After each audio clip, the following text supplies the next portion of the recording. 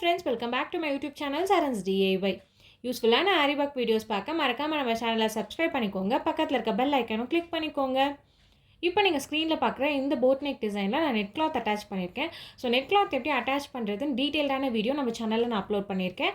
Check பண்ணாதவங்க right side கார்னரில் நான் லிங்க் கொடுக்குறேன். அதை கிளிக் பண்ணிங்கன்னா உங்களுக்கு ஃபுல் வீடியோக்குள்ளே போகும்.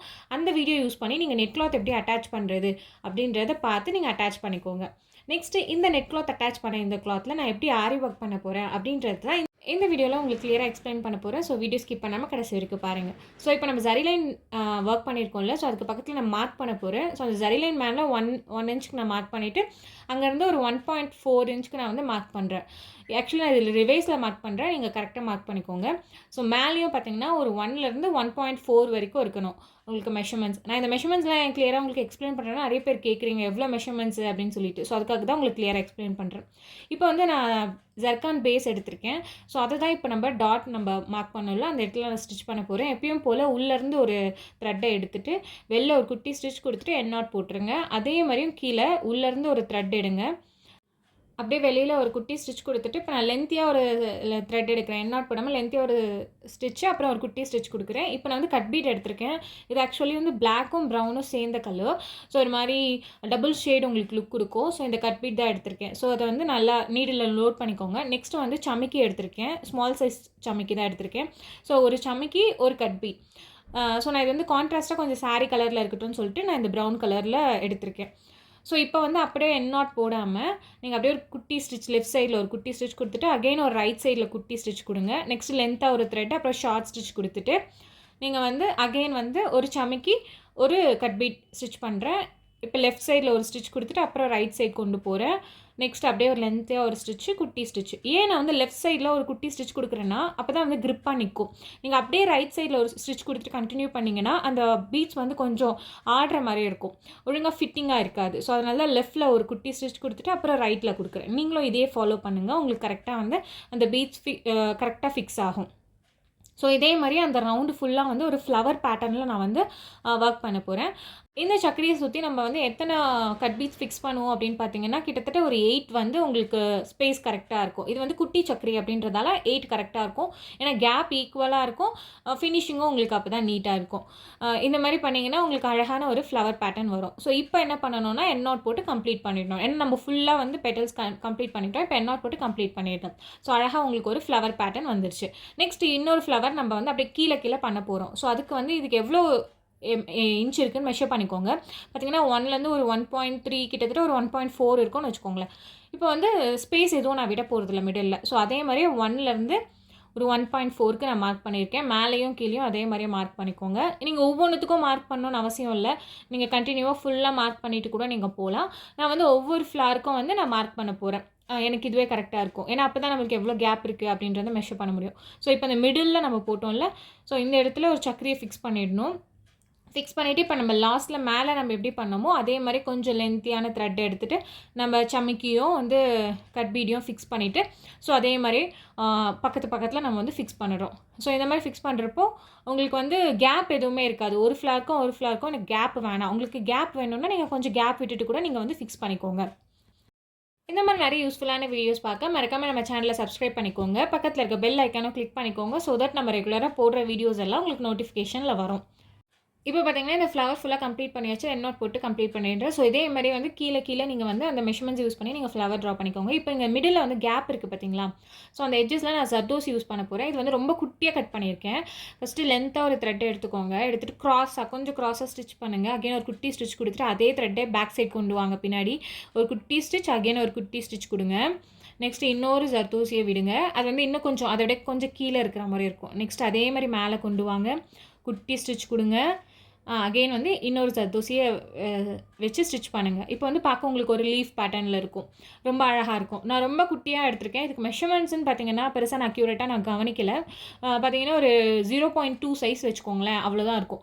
அதை விட இல்லைனா 0.3 வச்சுக்கோங்க. உங்களுக்கு அங்கே எவ்வளோ கேப் இருக்கோ அதுக்கேற்ற மாதிரி நீங்கள் ஜர்தோசியை கட் பண்ணி யூஸ் பண்ணுங்கள். இது பார்க்க கொஞ்சம் ஸ்லாண்டிங்காக நீங்கள் வந்து ஸ்டிச் பண்ணணும். அதே மாதிரி ஒன்று கீழே ஒன்று வந்து அப்படி ஸ்டிச் பண்ணுங்கள். அப்போ தான் வந்து இந்த லீஃப் பேட்டர்னில் உங்களுக்கு அழகாக வரும். ஸோ என் நாட் போட்டியாச்சு. இப்போ ரைட் சைடில் பண்ண மாதிரி அதே மாதிரி லெஃப்ட் சைட்லேயும் நான் பண்ண போகிறேன். ஸோ அதே மாதிரி க்ராஸாக ஸ்டிச் பண்ணுறேன். அகெயின் ஒரு குட்டி ஸ்டிச் கொடுத்துக்கோங்க. பேக் சைட் கொண்டு போங்க. அகெயின் ஒரு குட்டி ஸ்டிச். நெக்ஸ்ட்டு கொஞ்சம் கீழே நீங்கள் ஸ்டிச் பண்ணுங்கள். நெக்ஸ்ட் அதே மாதிரி ஒவ்வொன்றும் வந்து ஸ்டெப் பை ஸ்டெப்பாக ஸ்டிச் பண்ணியிருக்கேன் பாருங்கள் அந்த லீஃப்லேயே. ஸோ அதே மாதிரி நீங்கள் ஸ்டிச் பண்ணிக்கோங்க. உங்களுக்கும் இந்த மாதிரி அழகான ப்ளவுஸ் டிசைன்ஸ்லாம் கஸ்டமைஸ் பண்ணணும்னு ஆசைப்பட்டீங்கன்னா லெஃப்ட் சைட் கார்னரில் நான் என்னோட வாட்ஸ்அப் நம்பரும் இன்ஸ்டாகிராம் ஐடியும் உங்களுக்கு அட்டாச் பண்ணியிருக்கேன். அதில் நீங்கள் என்னை காண்டாக்ட் பண்ணி உங்கள் ஆர்டர்ஸை ப்ளேஸ் பண்ணிக்கலாம். ஆல் ஓவர் இந்தியா உங்களுக்கு ஷிப்பிங் இருக்குது. அண்ட் தென் நீங்கள் கேட்குற மாதிரி நாங்கள் ரொம்ப லோ பட்ஜெட்லையும் கஸ்டமைஸ் பண்ணுவோம். ப்ரைடல் டிசைன்ஸும் நாங்கள் கஸ்டமைஸ் பண்ணி தரோம். ஸோ ஃபைனலில் நான் ஃபுல்லாகவே ஒர்க் கம்ப்ளீட் பண்ணிட்டேன். ரொம்ப அழகாக வந்துருந்தது பாருங்கள் ஃபைனல் லுக்கு.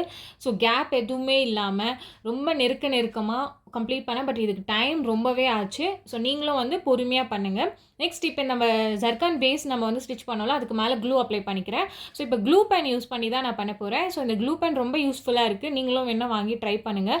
ஸோ அந்த ஹோல் இருக்குல்ல, அந்த பென்னோட ஹோலில் நம்ம அந்த க்ளூ அப்ளை பண்ணிவிட்டு நெக்ஸ்ட் இந்த மாதிரி ஸ்டோன்ஸ் எல்லாம் லிஃப்ட் பண்ணுறப்போ ரொம்ப ஈஸியாக வந்து ரொம்ப கம்ஃபர்டபுளாக இருக்குது. ரொம்ப ஒர்க்கும் ஈஸியாக முடிஞ்சது. நம்மளாம் ஒரு ஸ்டோன் ஒட்டோம்னா கையில் ஒட்டுவோம், இல்லைனா நீடிலோட பேக் சைடில் ஒட்டுவோம். பட் ஆனால் இந்த க்ளூ பென் யூஸ் பண்ணி பண்ணுறப்போ ரொம்ப ஈஸியாக இருக்குது. ஸோ இப்போ ஸ்டோன் ஒட்டின பிறகு இன்னும் ஹைலைட்டாக இருக்குது பாருங்கள். ரொம்ப பிரைட்டாக ஒரு லுக் கொடுக்கும்.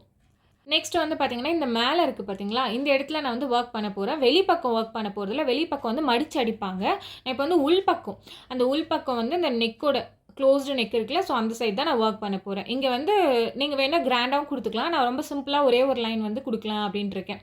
ஸோ இப்போ என்ன பண்ணுறேன் அப்படின்னா ஒரு பேக் ஸ்டிச் கொடுத்துக்கோங்க. நார்மல் சீவிங் த்ரெட் தான் எடுத்திருக்கேன். அதில் வந்து சுகர் பீட் ஸ்டிச் பண்ணுறேன். 2 சுகர் பீட்டாக ஸ்டிச் பண்ணுங்கள். இந்த மாதிரி நெட் கிளாத்தில் ஒர்க் பண்ணுறப்போ ரொம்ப கேர்ஃபுல்லாக பண்ணுங்கள். இதுக்கு முன்னாடி நம்ம ஒர்க் பண்ணது வந்து நார்மல் கிளாத்தில் பண்ணோம். சில்க் காட்டன் ப்ளவுஸ் பிட்டில் பண்ணோம். இந்த ஃப்ளவர்லாம் அதில் தான் போட்டோம். பட் இது இப்போ நீங்கள் கொடுக்குற இந்த லைன் வந்து பார்த்தீங்கன்னா நெட்டில் கொடுக்குறீங்க. ஸோ நெட்டில் கொடுக்குறப்போ ரொம்ப கேர்ஃபுல்லாக கொடுங்க. ரொம்ப பொறுமையாக பண்ணுங்கள். ஓகேங்களா? ஸோ இப்போ இந்த நெக் லைன் ஃபுல்லாகவே நான் வந்து sugar beat, copper colour sugar beat தான் ஸ்டிச் பண்ணி முடிக்க போகிறேன். ஸோ ஆனால் இந்த சைட்லாம் நான் வந்து சுகர் பீட் நான் ஸ்டிச் பண்ணலை. வெறும் அங்கே மேலே மட்டும் தான் கொடுத்துருக்கேன். இங்கே வந்து ஒரு லைன் வந்து ஜரி லைன் கொடுக்க போகிறேன். நான் லாஸ்ட் வீடியோவில் சொல்லியிருப்பேன், உங்களுக்கு அங்கே பிசுறு நிறைய தெரிஞ்சதுன்னா உங்களுக்கு ஒரு ட்ரிக் கொடுக்குறேன் அப்படின்னு சொல்லிட்டு. ஸோ அது வேறு ஒன்றும் இல்லை, ரொம்ப சிம்பிள் தாங்க. ஸோ இப்போ அந்த நம்ம ஜரி லைன்லாம் ஸ்டிச் பண்ணியிருக்கோம்ல, ஸோ அது ஒட்டியே வந்து ஒரு லைன் வந்து ஜரி லைன் கொடுத்துக்கோங்க. அப்படி கொடுத்துட்டிங்கன்னா மோஸ்ட்டாக அந்த பிசுறு எல்லாம் தெரியவே தெரியாது. அது ஃபுல்லாகவே அதுக்குள்ளேயே தான் அடங்கிடும். ஸோ இந்த ஜரி ஒர்க் கொடுக்குறப்போ கொஞ்சம் கேர்ஃபுல்லாக கொடுங்க. நெட்வொர்க் எதுவும் ஸ்பாயில் ஆகாத மாதிரி பார்த்து நீங்கள் கேர்ஃபுல்லாக கொடுங்க. ஸோ இப்போ ஃபுல்லாக கம்ப்ளீட் பண்ணிவிட்டேன். அந்த ஜரி கொடுத்துட்டு இப்போ பார்த்தீங்கன்னா உங்களுக்கு தெரியும், அவ்வளோ பிசுரெல்லாம் உங்களால் கண்டுபிடிக்க முடியாது. கொஞ்சம் ஃபினிஷிங் எல்லாம் நீட்டாக இருந்துடும்.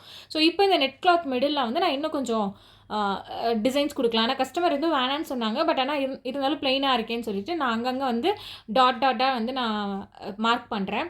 ஸோ இதுக்கு வந்து நான் எதுவும் மெஷர்மெண்ட்ஸ் எல்லாம் இல்லை, அங்கங்கே நான் மார்க் பண்ணுறேன். உங்களுக்கு இதுவே தெரியாது. ஆக்சுவலி இந்த நெட் கிளாத் வந்து பிளாக் கலர். ஸோ அதெல்லாம் உங்களுக்கு விசிபிளாக இருக்காதுன்னு நினைக்கிறேன். அங்கங்கே நான் சும்மா டாட் மாதிரி கொடுத்துக்கிறேன். நீங்கள் வேணால் இன்னும் நெருக்கமாக கூட கொடுத்துக்கலாம். நான் சும்மா ரேண்டமாக அங்கங்கே கொடுத்துருக்கேன், அவ்வளோதான். இப்போ இதுக்கு வந்து நான் பிளாக் கலரில் வந்து சீவிங் த்ரெட் எடுத்திருக்கேன். நான் நெட் கிளாத் எந்த கலர் எடுக்கிறீங்களோ அதே கலர் எடுத்துக்கோங்க. அப்போ தான் வந்து அந்த த்ரெட்டு வந்து டிரான்ஸ்பரண்ட்டாக தெரியாது. இதுவே கோல்டு கலர் யூஸ் பண்ணிங்கன்னா அந்த த்ரெட்டு கீழே நம்ம கண்டினியூ பண்ணுறப்போ உங்களுக்கு கண்டிப்பாக டிரான்ஸ்பரண்ட்டாக தெரியும். கீழே இருந்து த்ரெட் எடுத்துக்கோங்க. எப்பயுமே முடிச்சு போட்டு தான் நீங்கள் த்ரெட்டை எடுக்கணும். த்ரெட்டை எடுத்துகிட்டு ஒரு சமிக்கியும் ஒரு சுகர் பீடும் இன்சர்ட் பண்ணுறேன். இன்சர்ட் பண்ணிவிட்டு இப்போ அந்த சமிக்கிக்குள்ளே ஒரு ஹோல் இருக்கும்ல, அதுக்குள்ளே நீடில் விட்டு த்ரெட்டை எடுத்துக்கோங்க.